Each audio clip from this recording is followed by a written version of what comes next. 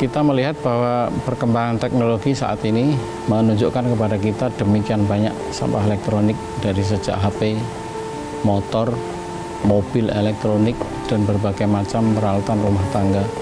Ini menunjukkan bahwa konsumsi barang elektronik demikian besar dan hampir pasti sampahnya juga besar. Demikian banyak logam berat, saya kira kromium, kadmium, selain timbal, ya, merkuri, beberapa logam berat tadi memang bahayanya sangat banyak.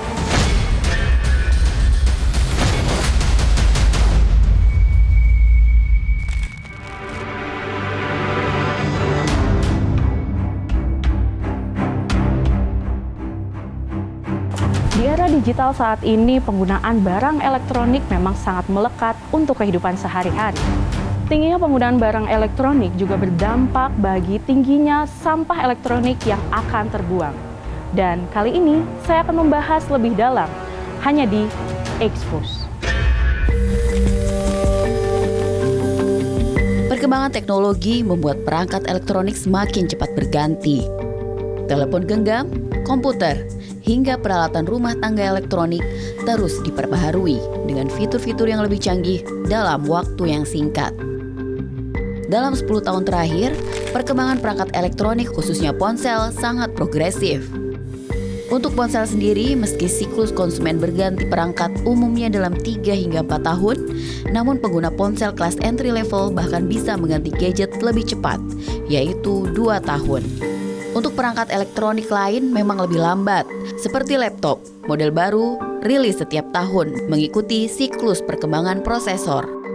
Sementara untuk wearable seperti smartwatch, konsumen mengganti perangkat setiap 2 hingga 3 tahun sekali, mengikuti perkembangan teknologi baterai dan sensor kesehatan. Berdasarkan datanya, peluncuran produk baru dari setiap perangkat elektronik bisa mencapai jutaan unit di setiap bulannya. Bahkan, untuk perangkat ponsel sendiri bisa mencapai puluhan juta unit di setiap bulannya.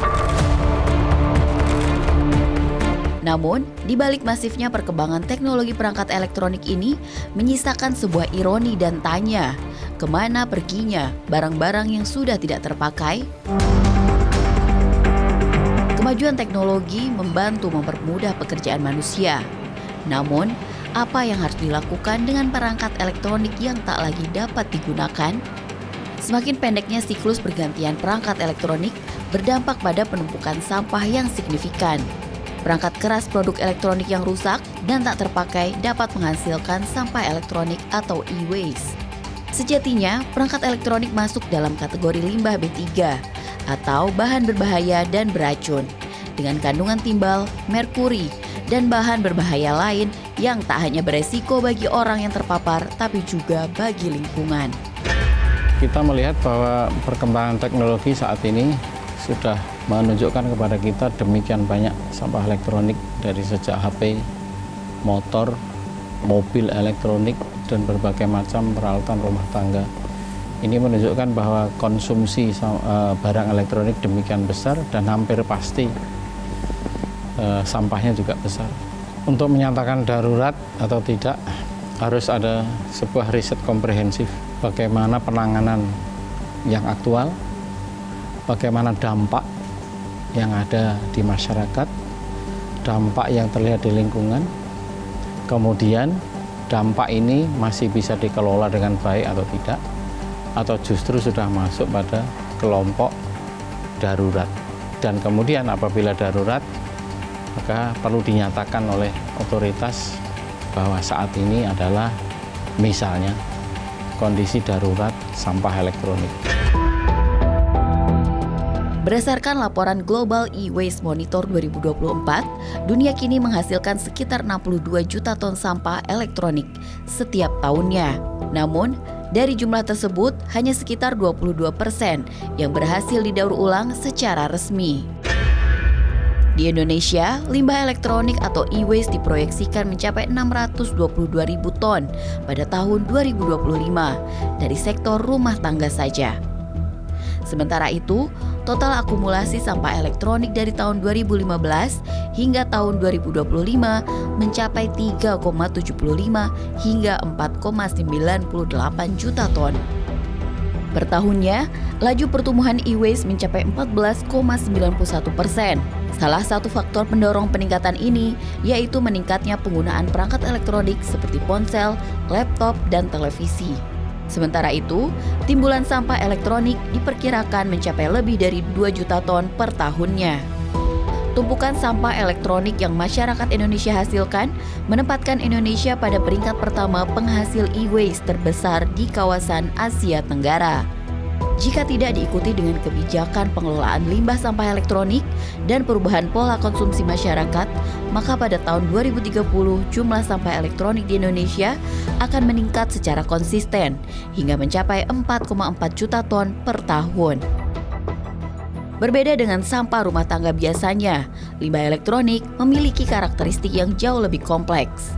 Di dalamnya terdapat berbagai komponen logam, plastik, serta bahan kimia yang berpotensi berbahaya.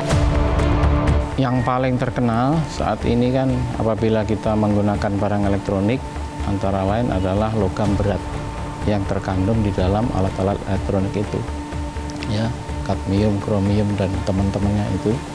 Kalau yang lain bangsa kemasan atau perkabelan, ya sistem switching dan sebagainya relatif kurang. Ya. Tapi logam-logam berat itulah yang menjadi masalah dari barang-barang elektronik bekas. Pada waktu barang elektronik ini rusak, maka dia akan tidak dipelihara baik-baik oleh pemilik. Pada saat itu proses kerusakan berlangsung terus dan maka dalam masa itu akan terjadi rilis logam-logam berat. Nah, logam berat ini sudah demikian banyak risetnya, yaitu tentang impact atau dampak dari logam berat terhadap lingkungan, baik terhadap manusia, makhluk hidup lainnya, dan terhadap lingkungan.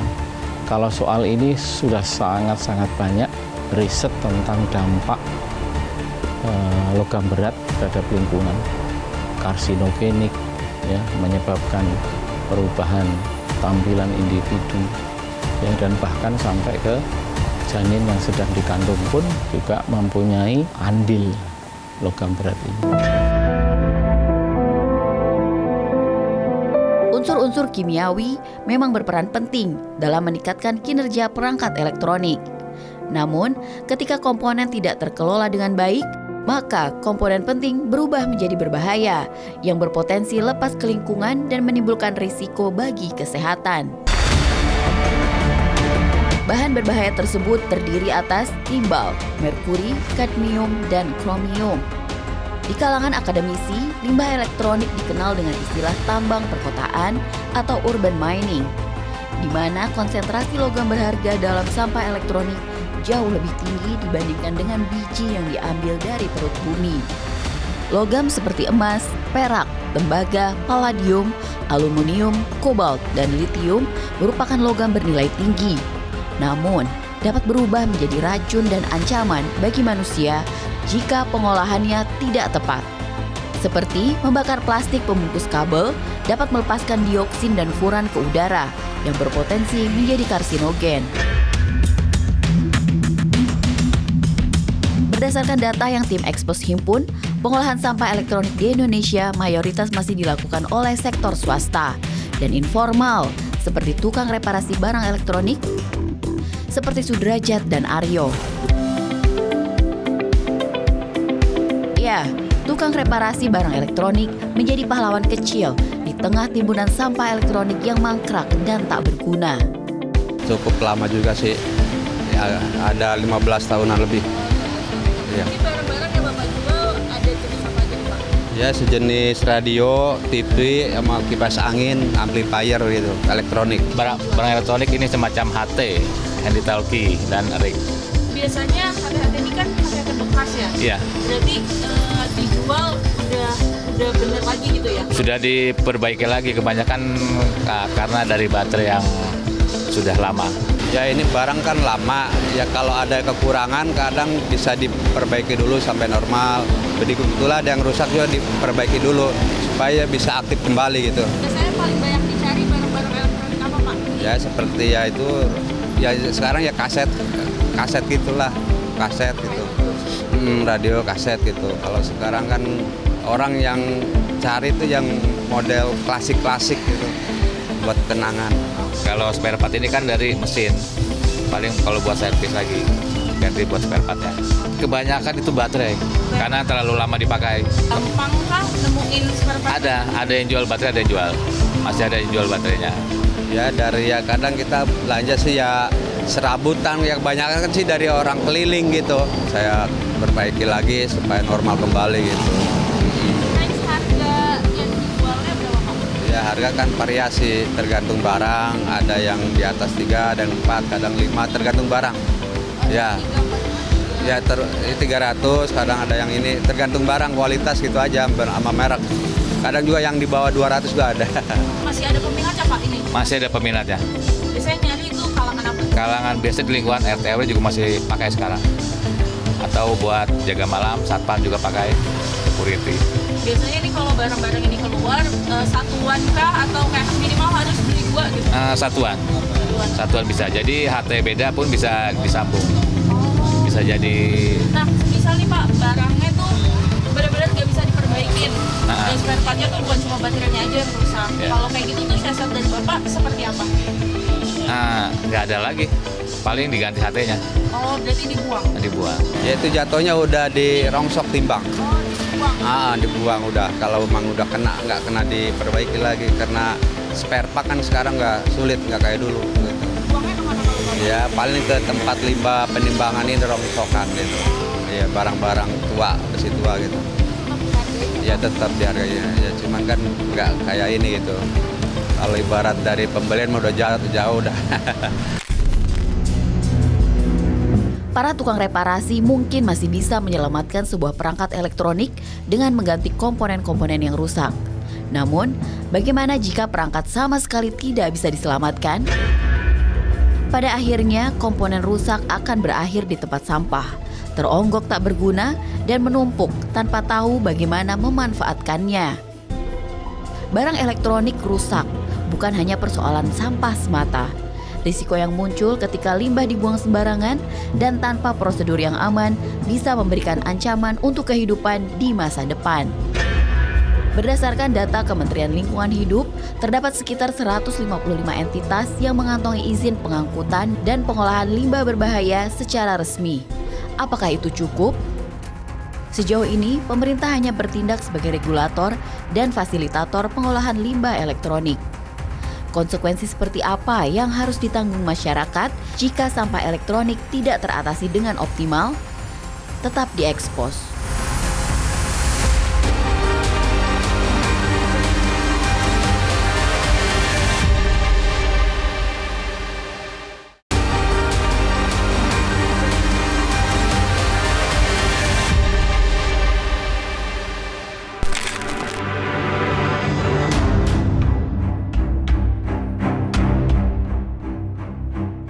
Saat ini sampah elektronik merupakan salah satu aliran limbah padat dengan pertumbuhan tercepat di dunia.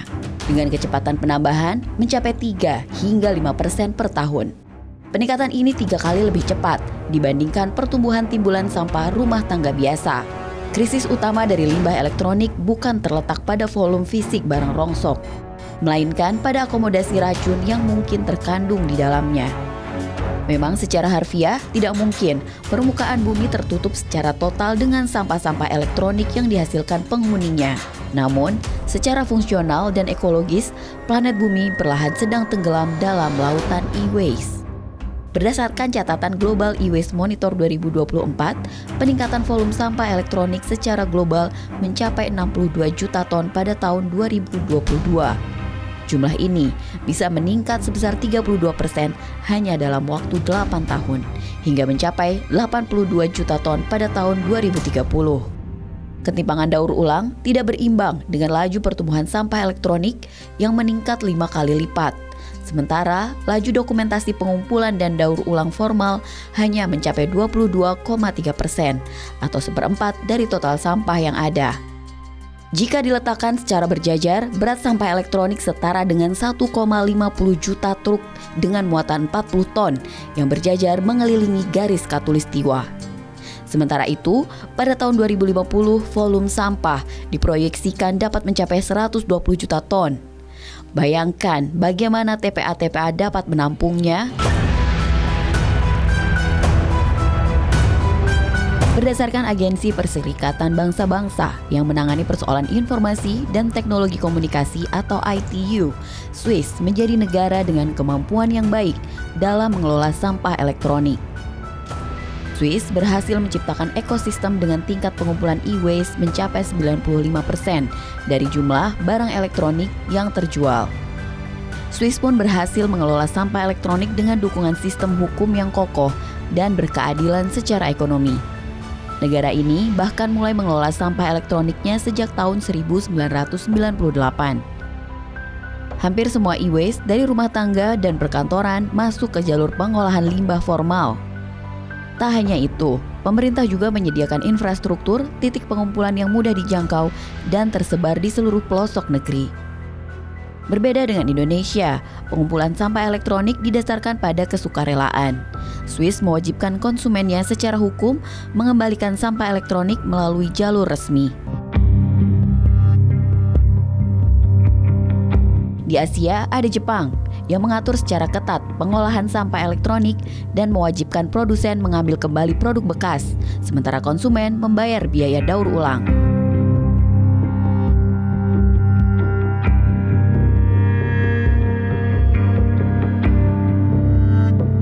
Bahkan, melalui inovasi urban mining pada tahun 2020, Jepang berhasil mengekstraksi 100% logam berharga seperti emas, perak, dan tembaga dari 47.000 ton limbah elektronik, hingga menghasilkan secara keseluruhan 5.000 medali emas, perak, dan perunggu untuk Olimpiade Tokyo 2020.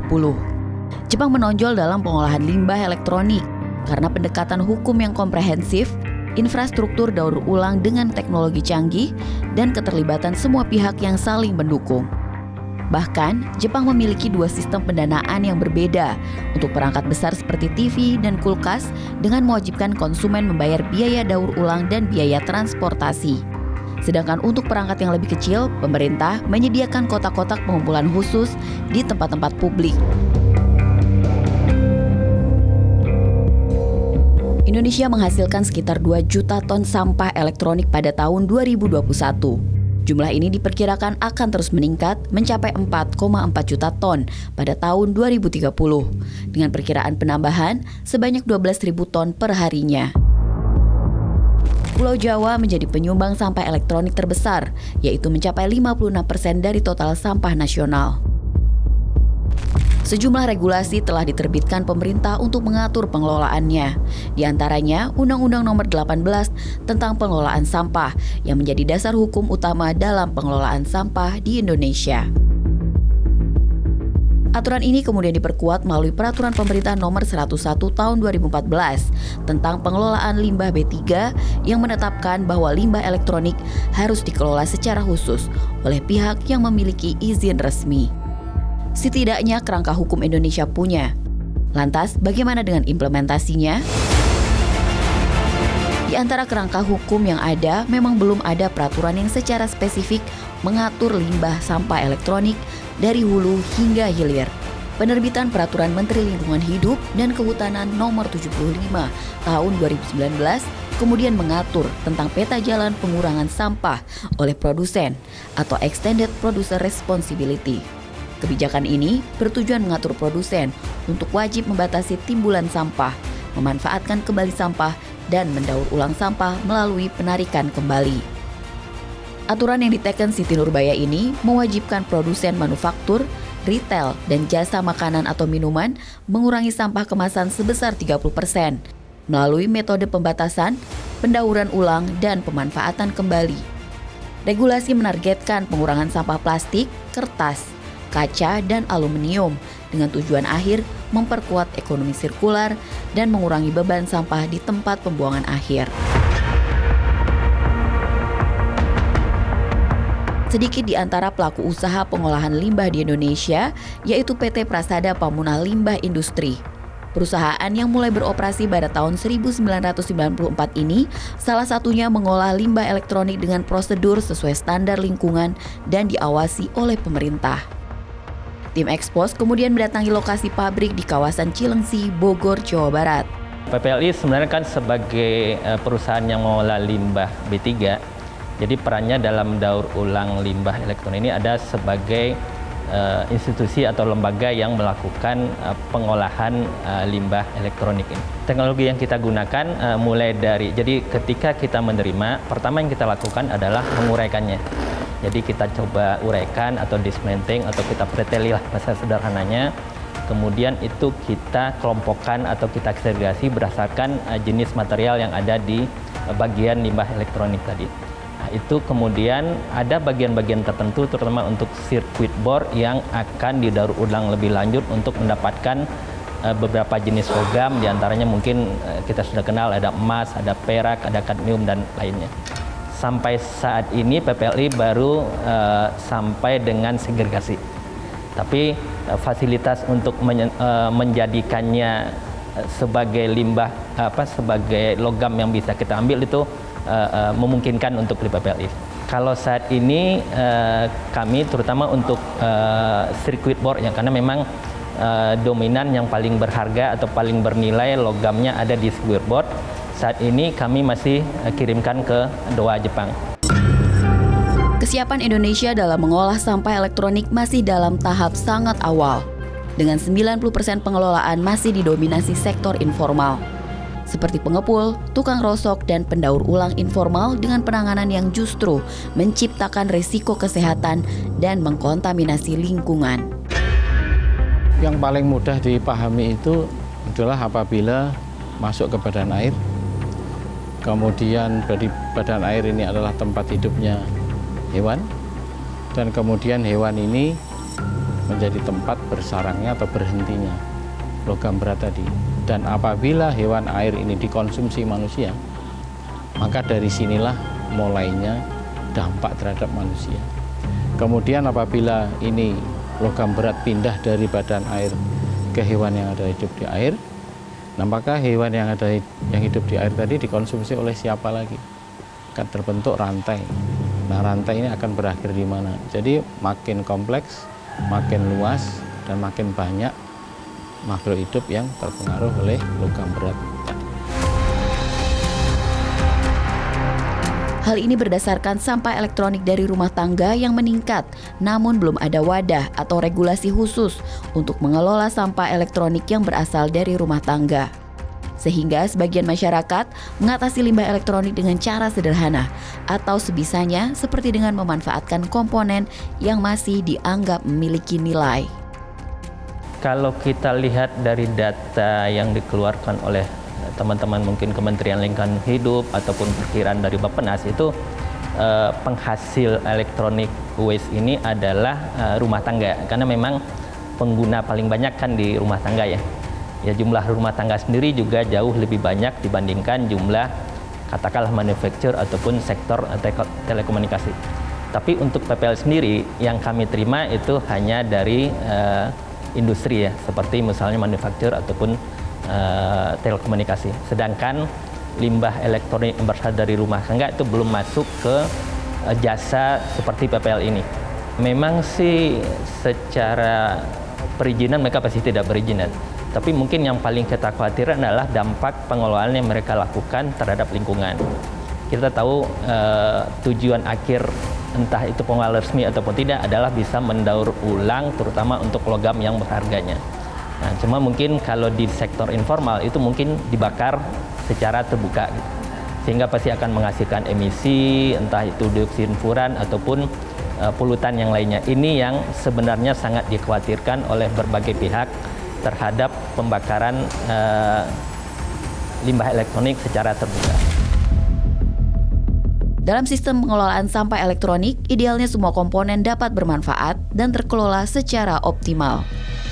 Jadi kalau berdasarkan pengalaman kami itu jenis-jenis limbah elektronik atau bagian dari limbah elektronik yang biasa diulang itu ada logam, ada besi, kemudian ada aluminium, ada emas dan perak itu di circuit boardnya, dan hanya mungkin sebagian kecil sekitar 20-30% itu yang sifatnya residu yang harus dikelola secara limbah B3.